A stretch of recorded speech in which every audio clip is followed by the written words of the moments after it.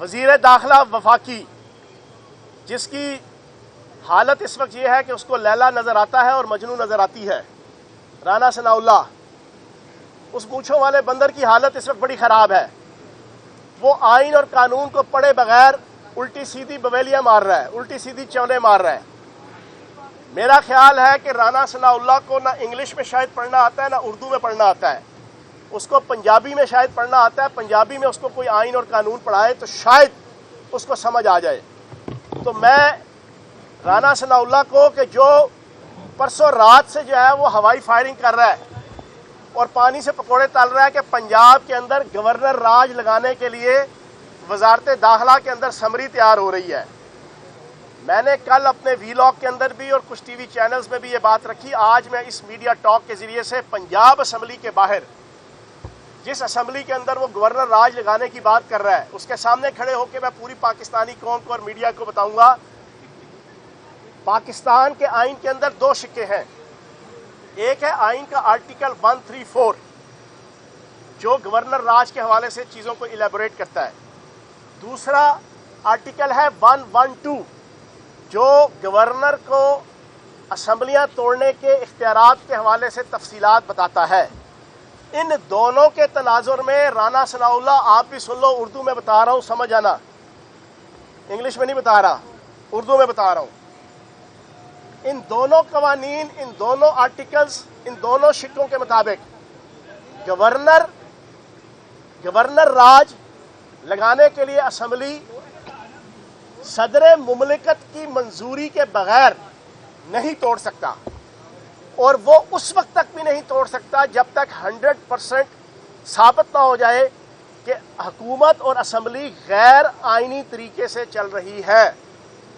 غیر آئینی طریقے سے اگر اسمبلی چل رہی ہوگی تو صدر مملکت کی اپروول کے ساتھ گورنر کے پاس اتھارٹی ہے، لیکن اس کو بھی کچھ آبلیگیشنز کے ساتھ رکھا ہوا ہے، کچھ ہرڈلز، کچھ بیریئرز، کچھ کنسٹرینٹس ہیں۔ وہ کیا ہے کہ صدر مملکت کی اپروول کے ساتھ گورنر اسمبلی توڑنے کی سمری 15 دن کے اندر اندر سپریم کورٹ کے سامنے ریفرنس کے طور پہ پیش کرے گا، اور سپریم کورٹ 30 دن کے اندر اندر اس ریفرنس کے اوپر فیصلہ دینے کی پابندی، اور سپریم کورٹ کی آخری اتھارٹی ہے کہ صدر مملکت کی اپروول سے گورنر کی بھیجی ہوئی ریفرنس، اس کے اوپر وہ فیصلہ کرے کہ یہ ٹھیک ریفرنس آیا ہے یا غلط آیا ہے۔ اگر وہ ریجیکٹ کر دیتا ہے تو پھر اسمبلی بحال ہو جاتی ہے، حکومت بحال ہو جاتی ہے۔ اب اس پورے جو میں نے آپ کو آئین کے دو آرٹیکلز میں نے بیان کر دیے، 134 اور 112، اب کہیں پہ رانا ثناء اللہ کے وزارت داخلہ کا تذکرہ ہے؟ کہیں پہ بھی نہیں ہے۔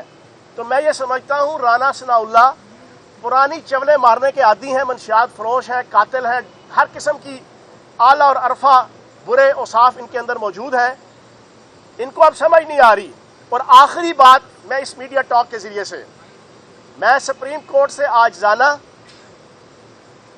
درخواست کروں گا کہ پچھلے 5 دنوں میں بیگم صفدر اعوان کی قیادت میں اس پوری آل پاکستان لوٹ مار ایسوسی ایشن کی اے کیٹیگری کی قیادت، بی کیٹیگری کی قیادت اور سی کیٹیگری کی قیادت، انہوں نے جو جوڈیشری، سپریم کورٹ کے ججز سرے عام پرائم منسٹر ہاؤس میں بیٹھ کے فل اینٹی کورٹ بینچ بیٹھا، جس دن ہیئرنگ ہو رہی تھی، فل اینٹی کورٹ بینچ جس کی لیڈرشپ بیگم صفدر اعوان کہ جو میں اکثر کہتا ہوں کہ سپریم کورٹ سے ریکٹیفائڈ، ویریفائڈ، پیوریفائڈ، سمپلیفائڈ، ٹیسٹیفائڈ طے شدہ مجرمہ ہے، اور سپریم کورٹ سے ہی جو ہے وہ ضمانت پہ ہیں۔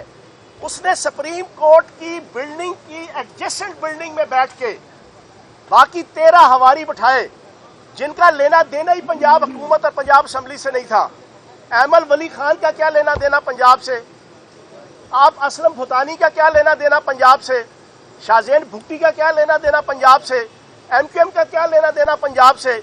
نہ ان کا کوئی ممبر صوبائی اسمبلی، نہ ان میں سے کسی کا کوئی پارٹی ٹکٹ پہ یہاں الیکشن لڑا، چاہے ہارا چاہے جیتا، نہ ان کی کوئی تنظیم کا کوئی یونین کونسل لیول کا یونٹ ہے اس پنجاب میں۔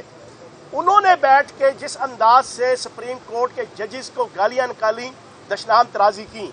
मैं मुतालबा करूंगा कि उनके खिलाफ तौहीन अदालत का केस चलाया जाए, ताकि आइंदा कोई लीडर भी अपने मफाद के लिए हाँ तनकीद करें, फैसले पे तनकीद करें, लेकिन जब आप ज़ात के ऊपर अटैक करेंगे और उनको सरेआम धमकियां देंगे तो इसके ऊपर तौहीन अदालत लगनी चाहिए। बहुत शुक्रिया।